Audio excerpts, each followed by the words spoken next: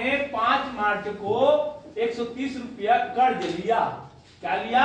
कर्ज लिया। और 10 अक्टूबर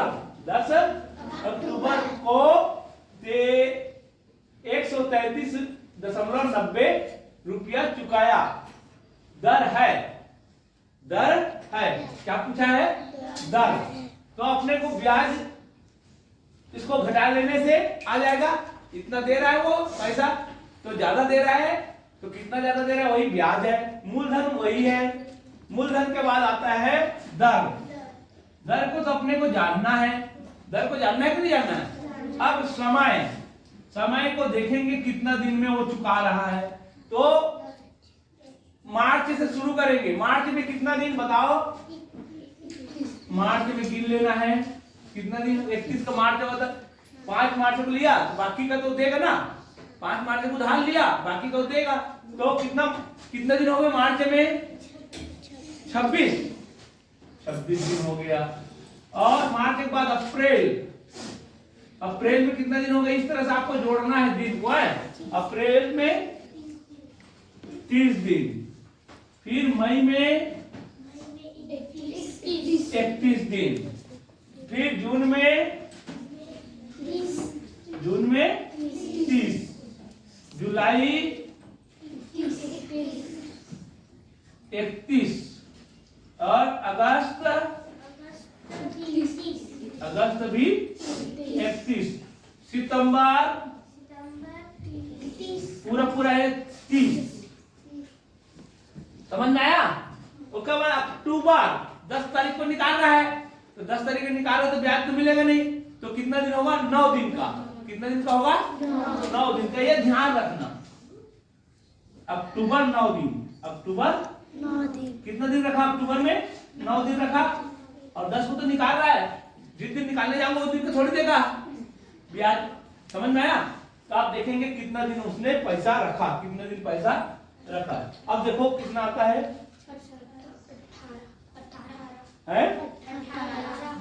18 आएगा। हाँ सर 18।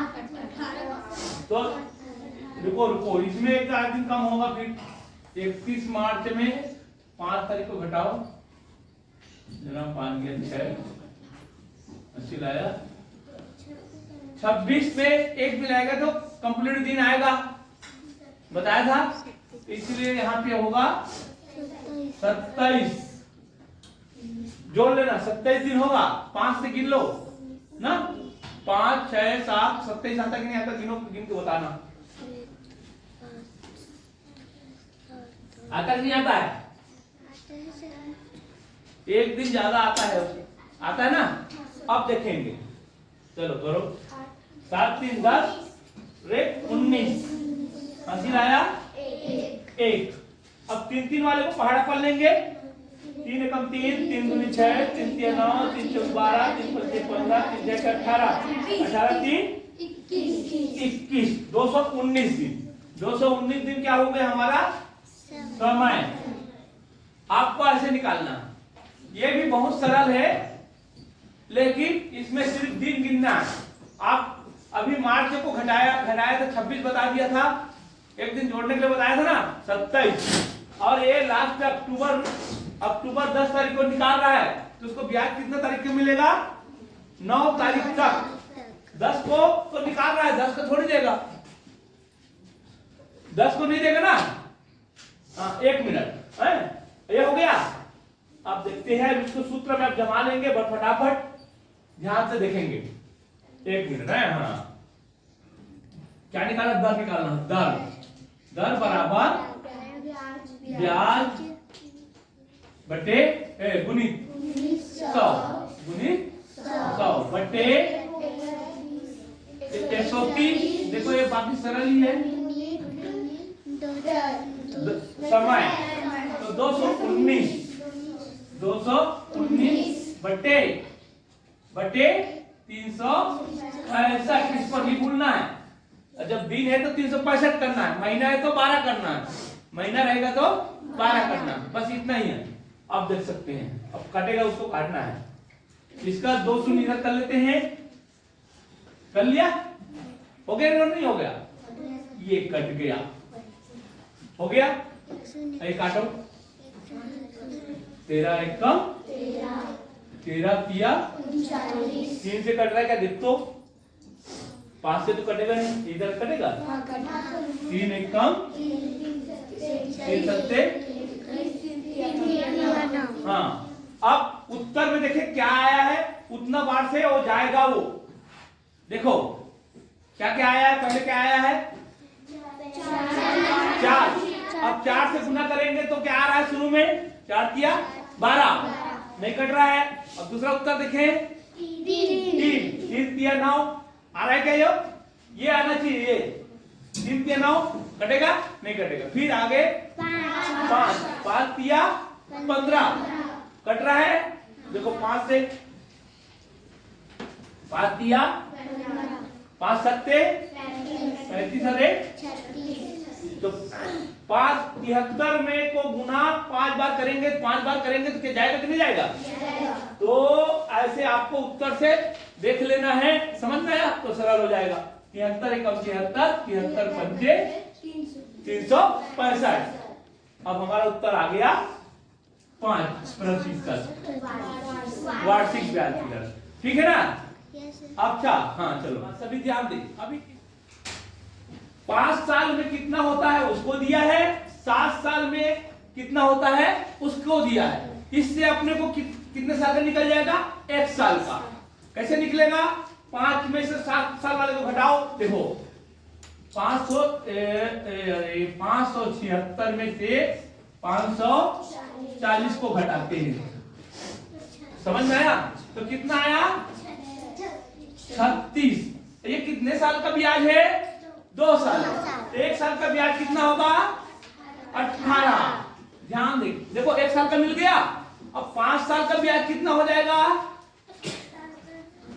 गुना करेंगे उससे 18 से तो क्या हो जाएगा 18 पंचे 90। अब ये है क्या है मिश्र धन। अब इसको घटाएंगे तो आ जाएगा मूलधन।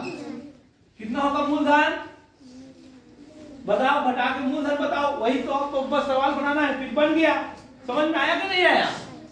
तो बहुत ही सरल है ये, घटाने से 2 साल का घट निकलेगा, 2 साल के बाद 1 साल, 1 साल के बाद 5 साल। कितना हो जाएगा बताओ 450। अब देखो क्या क्या मिल गया, ब्याज मिल गया, मूलधन मिल गया, समय मिल गया। समय कितना है 5 साल।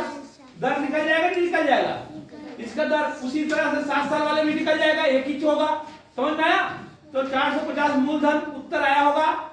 मूलधन भी पूछा है कि नहीं पूछा है, मूलधन दिया है ना। अब दर को जानेंगे, अब दर को जानेंगे तो सही आ जाएगा दोनों। तो इसका सूत्र क्या आएगा बेटा दर को जानने के लिए, ब्याज गुणित 100। तो ब्याज कितना है 90 गुणित 100 बटे मूलधन 450। इसको नहीं लिख देना है, समझ में आया कि नहीं आया।